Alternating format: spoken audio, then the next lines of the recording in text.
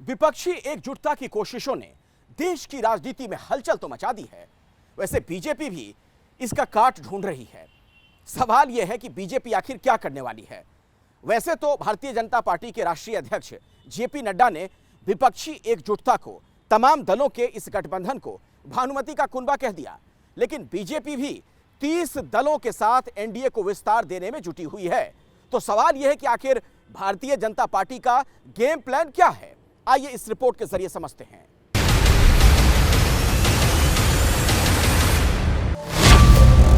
नौ फरवरी 2023 जगे राज्यसभा। देश देख रहा है एक अकेला कितनों को भारी पड़ रहा है। आदरणीय सभापति जी, राज्यसभा में प्रधानमंत्री नरेंद्र मोदी ये हुंकार उस वक्त भर रहे थे जब गुजरात विधानसभा चुनाव में बीजेपी ने प्रचंड जीत दर्ज की थी और बीजेपी का उत्साह चरम पर था। दरअसल गुजरात विधानसभा चुनाव के इतिहास में यह पहली बार था जब किसी पार्टी को 150 से ज्यादा सीटें मिली। गुजरात विधानसभा की प्रचंड जीत ने तब हिमाचल में बीजेपी की हार को धो दिया था। लेकिन उसके बाद विपक्षी गोलबंदी जिस तरह से सिरे चढ़ रही है, उसने राजनीति का बीजगणित बदल दिया है। तारीख 23 जून 2023 जगह पटना।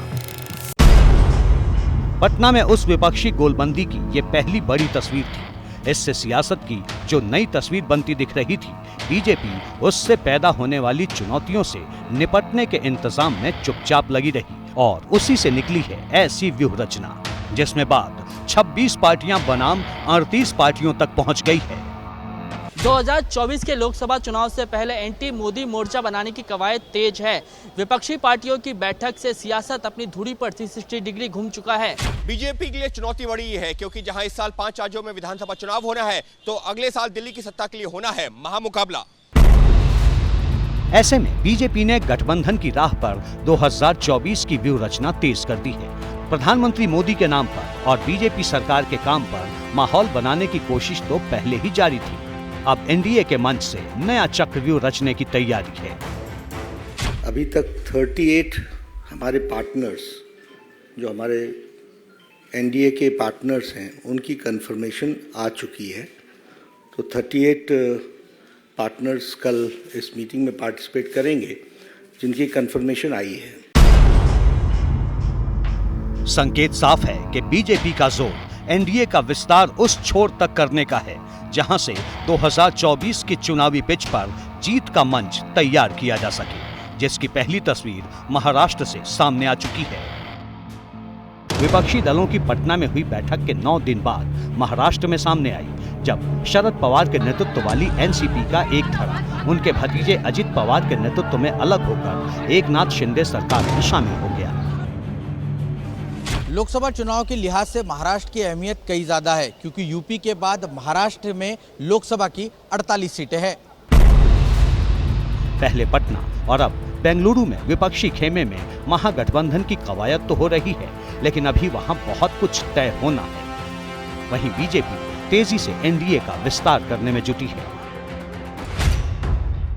2 जुलाई को अजित पवार गुट महाराष्ट्र की एनडीए सरकार में शामिल हो गया। 16 जुलाई को पूर्वी उत्तर प्रदेश में पकड़ रखने वाली राजभर की पार्टी की एनडीए में वापसी हो गई। 21 जून को जीतनराम मांझी की पार्टी ने एनडीए के साथ चुनाव लड़ने का ऐलान किया। एनडीए के विस्तार के लिए बीजेपी तेजी से कदम उठा रही है और इसी वजह से 18 जुलाई को बीजेपी ने दिल्ली में एनडीए की बैठक बुलाई है। माना जा रहा है कि मंगलवार को दिल्ली के अशोका होटल में होने वाली एनडीए की बैठक विपक्ष की गोलबंदी का जवाबी शक्ति प्रदर्शन होगा। इनमें लोक जनशक्ति पार्टी रामविलास, उपेंद्र कुशवाहा की आरएलजेडी, अभिनेता पवन कल्याण की पार्टी जनसेना, तमिलनाडु से एआईडीएमके और तमिल मनीला कांग्रेस, असम की असम गण परिषद समेत कई दूसरे दलों को बुलाया गया है। बैठक से पहले ही चिराग पासवान की गृह मंत्री अमित शाह से मुलाकात ने तस्वीर काफी हद तक साफ कर दी है। माना जा रहा है कि बीजेपी का गेम प्लान छोटे छोटे दलों को साथ लाकर जातीय समीकरणों को साधने का है। हालांकि बिहार में राष्ट्रीय लोक जनता दल के स्टैंड पर अभी भी सस्पेंस बरकरार है।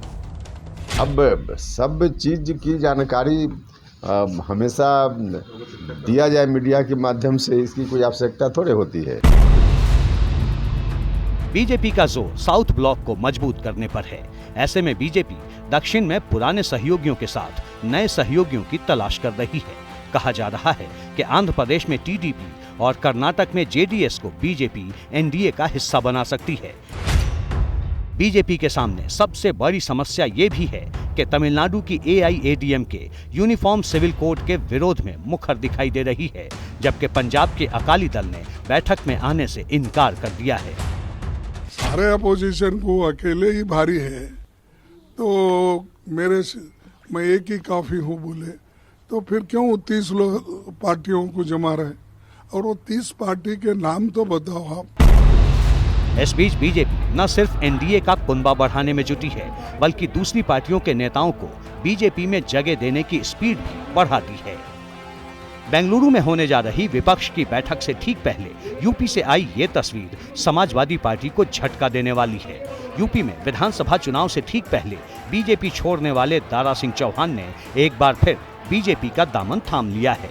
देख रहे हैं कि आज के पार्टी में शामिल होने पर जो पूरे प्रदेश से लोग कोने कोने से आए, चौहान समाज के लोग खास करके, जितना उत्साह है इससे अंदाजा लगा लीजिए कि 2024 के चुनाव में 80 सीट जीत करके फिर माननीय नरेंद्र मोदी जी को तीसरी बार प्रधानमंत्री बने। इधर 10 जुलाई को पूर्व केंद्रीय मंत्री और शोषित इनकलाब पार्टी के राष्ट्रीय अध्यक्ष नागमणि कुशवाहा की अमित शाह से मुलाकात ने तपिश बढ़ा दी है।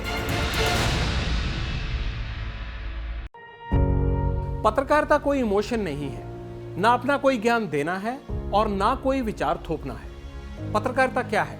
पत्रकारिता का मतलब है सही जानकारी इकट्ठा करना और तथ्य बताना। पत्रकारिता आज जितने महत्वपूर्ण दौर में है, शायद पहले नहीं थी। इस दौर से निकलने के लिए सिर्फ सच दिखाने की जरूरत है, वो सच जो आपके हित को आगे रखे। इसलिए अब रात 9 बजे प्राइम टाइम नहीं होगा, ये आपका टाइम है। जगविंदर पटियाल के साथ देखिए पब्लिक इंटरेस्ट 17 जुलाई से सोमवार से शुक्रवार रात 9 बजे सिर्फ एबीपी न्यूज पर। एबीपी न्यूज आपको रखे आगे।